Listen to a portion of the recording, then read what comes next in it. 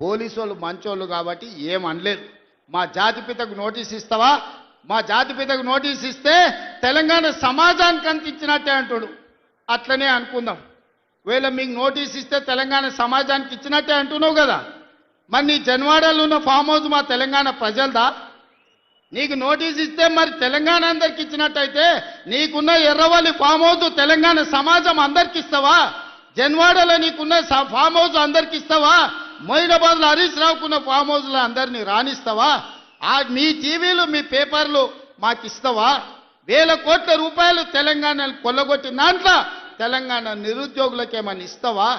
ఎమ్మెల్యేలు, ఎమ్మెల్సీలు, రాజ్యసభలు, లోక్సభలు, మంత్రులు, ముఖ్యమంత్రి అన్ని మీరే తీసుకున్నావు. తెలంగాణ సమాజానికి ఇచ్చినవా? ఒక్క శ్రీకాంతాచారి తెలంగాణ కోసం ప్రాణత్యాగం చేస్తే శంకరమ్మ ఎక్కడుందో కూడా తెలియదు వాళ్ళ తల్లికి. కనీసం మొట్టమొదట తెలంగాణ కోసం ప్రాణత్యాగం చేసుకున్న శ్రీకాంతాచారి తల్లి కూడా చిన్న బాధ్యత ఇవ్వకపోతివే. జాతిపిత అంటే ఎవరయ్యా అంటే తెలంగాణ కోసం సర్వం త్యాగం చేసిన ప్రొఫెసర్ జయశంకర్ జాతిపిత అవుతాడు. లేకపోతే ఆంధ్రప్రదేశ్లో పార్టీ చచ్చిపోయినా, తెలంగాణలో అధికారం కోల్పోయినా, కేంద్రంలో ప్రభుత్వం పోయినా పర్వాలేదు అని తెలంగాణ రాష్ట్రం ఇచ్చిన సోనియమ్మ తెలంగాణ తల్లి అయితే తప్ప నీలాంటి దోపిడీదారుడు, దొంగ, లుచ్చ నువ్వెట్లా జాతిపితమవుతావని నేను అడగదలుచుకున్న. మిర్యాలగూడ నుంచి సిగ్గులేని మాటలు మాట్లాడతారు.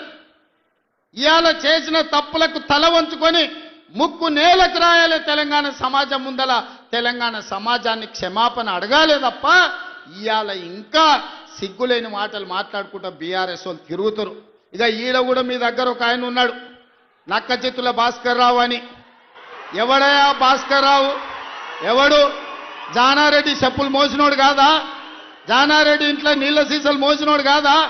జానారెడ్డి నమ్మి కన్న కొడుకు తీయకుండా నక్కచిత్తుల భాస్కర్ రావు టికెట్ ఇస్తే కాంగ్రెస్ పార్టీ కార్యకర్తలు మీ రక్తాన్ని చెమటగా మార్చి మీరు భుజాల మీద మోసి మిర్యాలగూడ ఎమ్మెల్యేని చేస్తే మీ ఆత్మ గౌరవాన్ని తీసుకెళ్లి ఎర్రవల్లి ఫామ్ హౌస్లో కేసీఆర్ కాళ్ళకాడ తాకట్టు పెట్టినోడు ఇవాళ మళ్ళా మీ దగ్గరకు వస్తున్నాడు.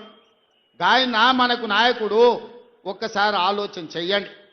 ఇవాళ ఈ నక్కచిత్తుల భాస్కర్ రావు ఇవాళ మనోళ్ళు నామినేషన్లు వేస్తే బెదిరిస్తుండంట మీరు వాపసు తీసుకోవాలని.